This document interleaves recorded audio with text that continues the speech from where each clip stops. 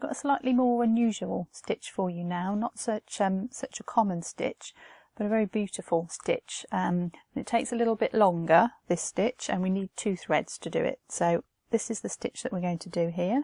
So this makes the trunk of this apple tree and this little area here.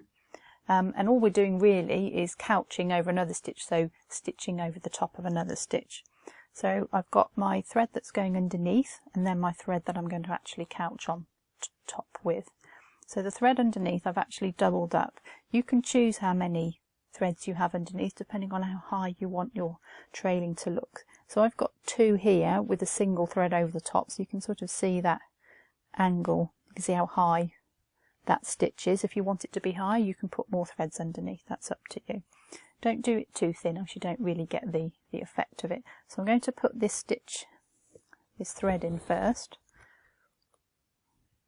I'm actually going to start from underneath this time, because I'm going to have the 2 going at the same time. So start the thread underneath and come right out at the end there with your 2. Now I'm just going to leave that in the needle, because this is going to sit in place over here just loosely, and I'm going to stitch over it with this one. So get both of them started off separately. So this one I can start from the top.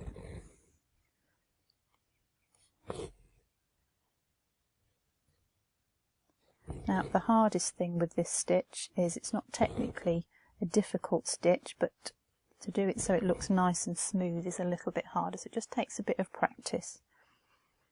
So there's my 2 starting stitches. Let's get that knot out of the way so we can see what we're doing. So I'm going to, basically with this couching thread, I'm going to come up one side of my line and down the other, stitching over this double thread as I go.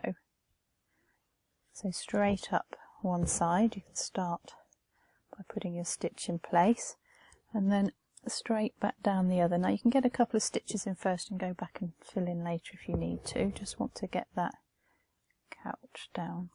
So we need to make sure this is a nice smooth shape and following the trunk. So this stitch now, this second stitch is right next to that first stitch. So up one side of the line and down the other. You can see I'm not putting any tension on this one. As long as I come up and down with my couching thread in the right place, that should form a nice smooth line. So you can just place that in position. I'm going to come up one side, straight up with your needle, no angles, and straight back down the other side. Put the needle in place so you can see where that is. Straight over the top of that. So it's just about being nice and neat and smooth. So just take time to place your stitches in the right place. Up one side, over the top, back down the other. And I just missed that very bottom part off when I started, so I'm just going to go back and put one over there. So this is a nice even line all the way down. There we go. So let's work our way around this curve now. Up one side, down the other. Make sure they're nice and tight together, these stitches.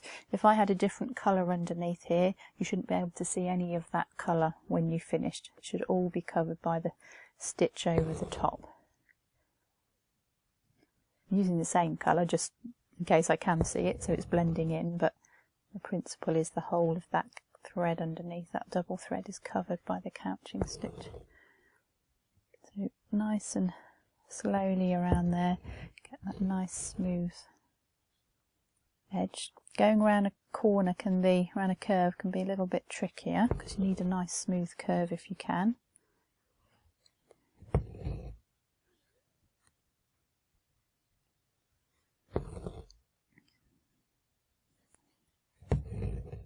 You can see I'm just sort of placing that thread roughly in place on the line. As long as I follow that line, should be nice and neat.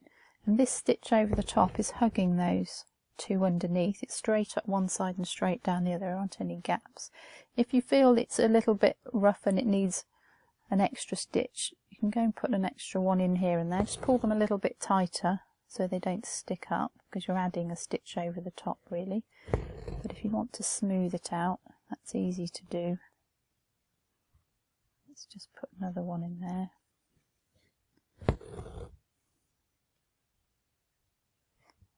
There we go. I'm just working my way all the way around the shape now, so just as nice and slowly and as neatly as possible. It's the hardest thing about this stitch, is to do it nice and neatly. So I'm going to work around here all the way down the line, and then I'll show you what to do at the bottom. So I'm coming to the end of my line now. You can just see, work my way down the trunk. I've still got this piece here on the needle, but I'm ready now to take that through to the back, so I'm nearly at the end. So I'll leave that one on the top, and I've just got that short distance to go there at the end. So once you're close to the end, you can take your underneath threads through to the back, like so. There we go. Just leave that one on top there so I don't get in a knot. I'm just going to continue down with my couching, a little bit easier now because that thread's in place. Don't take it down too early, especially if you've got a nice curve, because it will just straighten out. You want to get that nice smooth curve on it if you've got one of those. So all the way down to the very end of that thread.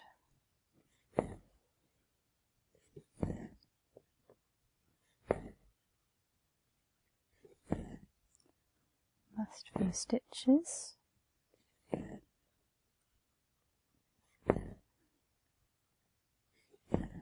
There we go. I think I'll just get one more in there. Make that two more in there. Just keep going right to the very end. It's just a little bit of a step there at the moment, so there we go. Last stitch there. And easy to finish off. Both my threads are now on the back. You can turn your work over and just weave them through individually under the stitches on the back to finish them off. And there you have a piece of trailing.